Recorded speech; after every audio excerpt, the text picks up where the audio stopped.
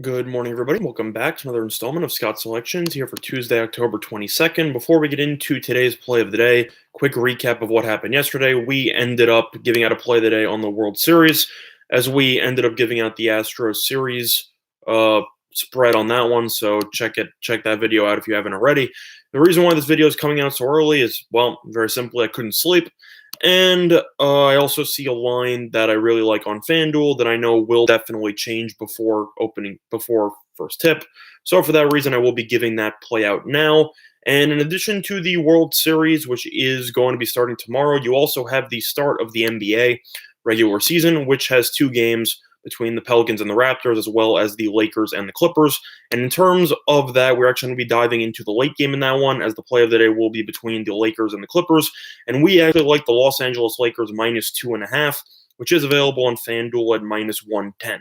Now, I know that money is poured in on the Lakers already, as the Clippers actually opened up as 1-point favorites, and the Lakers are currently up to 3 in pretty much every spot market wide on the offshore markets. They're even up to 3.5 on some spots. However, it is still available on FanDuel at minus 2.5 and minus 110. So I would grab that as soon as possible, as that will definitely go up to 3 by the time first tip is.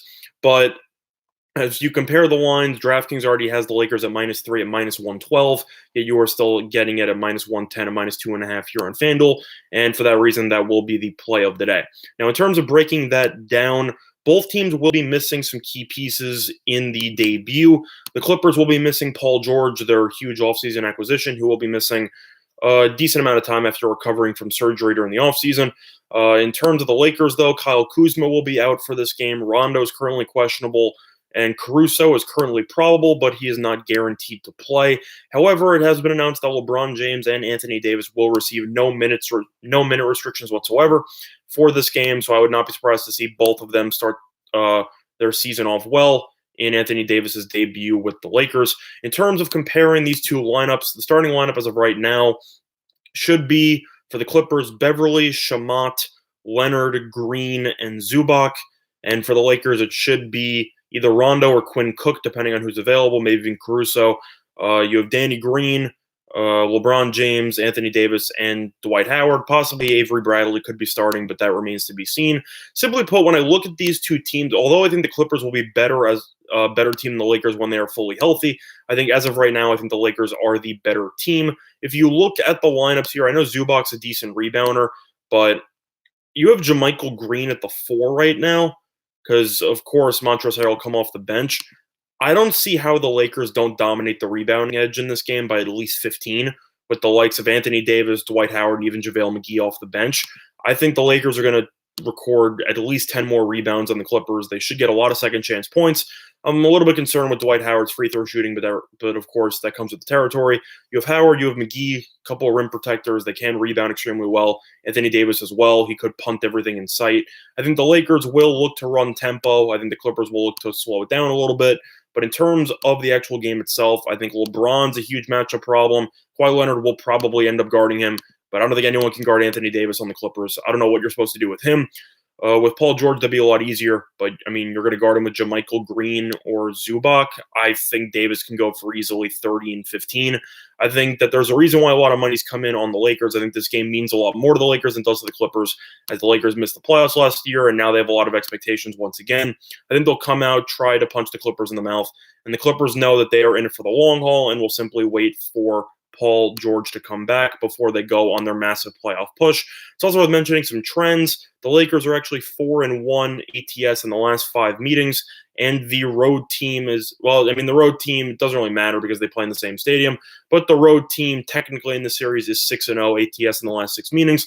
Plus, we all know that since they play in the same stadium, there are a ton of more Laker fans than there are of Clipper fans, so expect to see a lot of purple and gold in the stadium, or purple and yellow, whatever you want to call it, either or. You should see a lot of Lakers colors in the stands in comparison to Clippers colors, and I think that pretty much everybody there will be rooting for a Lakers victory. So for that reason, I think 2.5 is too low on the spread, so we'll give out the Lakers minus 2.5 at minus 110 on FanDuel as the play of the day.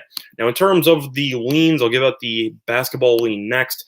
In terms of Toronto and New Orleans is going to be without Zion for the next couple of weeks. So I have to wonder how well this team will play without him. They've looked good in the preseason, but that doesn't really mean anything.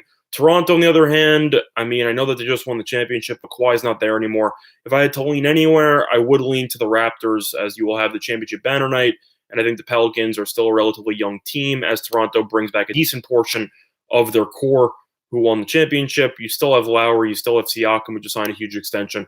I think you should see a solid performance by them. I think this game will be close for a bit, but I think Toronto will blow it away late, and I will lean to the Raptors on that one. Now, in terms of the baseball game that we'll be talking about between the Astros and the Nationals, I'll lean to the over 6.5 because I don't think any baseball game in today's era should be at 6.5. I know you have seen less runs so far in the postseason than you're usually accustomed to, but Scherzer, I know he shut down the Cardinals, but he has been hit or miss in the playoffs historically. Cole's been pretty much unhittable, but if the Nationals can squeak across 2 or 3 runs, you also have a 3-3 extra innings tie, but you also have the Nationals bullpen, assuming Scherzer only goes 6 or 7 innings. So I would lean to the over there, and I would also lean to the Astros -1.5. I know I hate leaning to -1.5 on a home team in baseball, but I honestly think the Astros are going to win this game pretty easily. I think Scherzer will be a little bit rusty after not having pitched for, about they haven't played in about a week, so in about 8 or 9 days. Cole's going to be relatively fresh. I think that you should see the Astros come out early, then they'll dominate at home. Lean to the Astros -1.5 on FanDuel at +118. So other than that, though, I pretty much covered everything I wanted to cover. Play of the day, once again, Lakers -2.5 at -110 on FanDuel. Other than that, though, that's going to do it for this installment of Scott Selections here for Tuesday, October 22nd. Good luck to all of you and your respective bets today. Bye, everyone.